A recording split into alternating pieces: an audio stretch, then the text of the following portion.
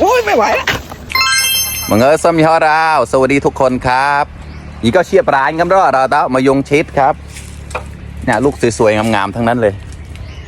กลังบอกปลายมันจอดเราแต่กละกระเป๋านะที่จะ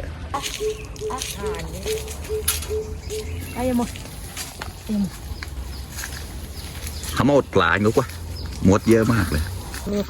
ให้ผักกาดโอ้ยหล่นแล้วโอ้ยสวยงามมากเลยครับเยี่ยมมมาเก็บกันครับโอ้ยเสียดายโอ้ยเยอะมากเลยได้แกล้ๆเราเต้าโอ้มีมดด้วยจ้าโอเคเอามาเนี่ยดูสิเงี้ยเลย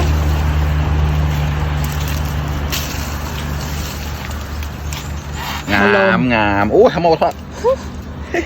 โอ้ยไม่ไหวแล้วมาชิมกันเลยครับละเจ็บจังเลยนะอย่าแก้ทำไมอ่ะกาอะไรกันอยู่บ้างหวานมากดาดมาแล้ว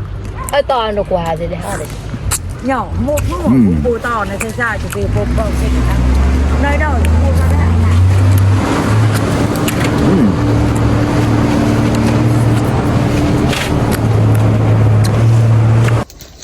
ตื้อมันหนกไปเฮ้ยตื้อมันหนกไปเกจะแน่น่ะก็ตอนหวานปุ๊บขโมยทอดโอ้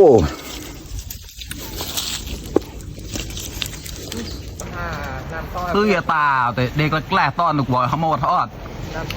ข้างบนนั้นเยอะมากเลยครับขึ้นไม่ได้มดเต็มเลย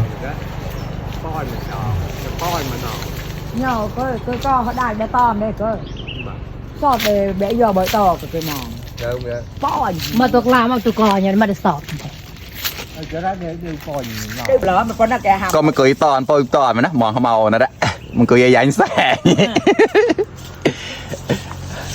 มันเกยใหญ่แสงแกกาฟอจะมองไอจะตอนเล่ไอจะอุ้มไม่ชอบอ๋อตอนเล่เด็กตอนไหนให้ได้เทียมมีเจ้าป่าเหนี่ยวร้องโอ้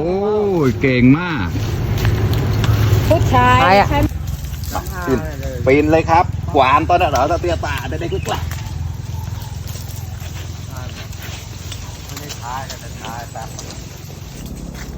ตอนจับปลาตานะสมแบยังจ้ะ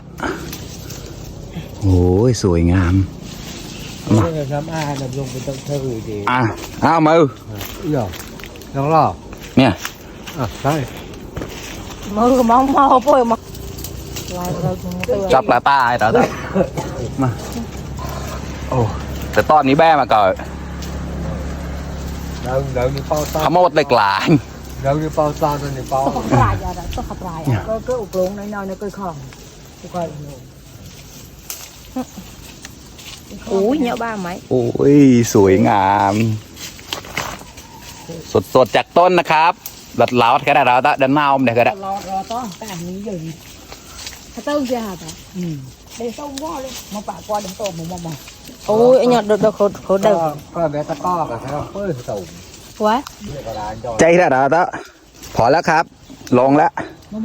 ไม่ไหวแล้วเจ๊จริงนั่นหยอดตื้อเฉยก็เขาปรับปืนตีดันเหาเท่าไหร่คือเงาดันเหาตีเกลือได้เกือบตะก้าเลยครับกรับหมูชัยได้มาแล้วครับตอนนี้เราตะเนี่ยมนลายเยอะมากเหนื่อยไปพอแล้วเจ๊เนี่ยเหรอเยอะมากเลยนะลูกสวยๆทั้งนั้นที่เนี่ยมาชิมกัน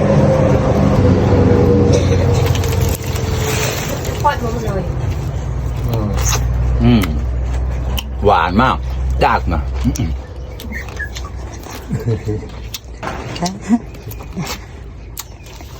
โอเคครับเพื่อนๆแค่นี้แหละครับบ๊ายบาย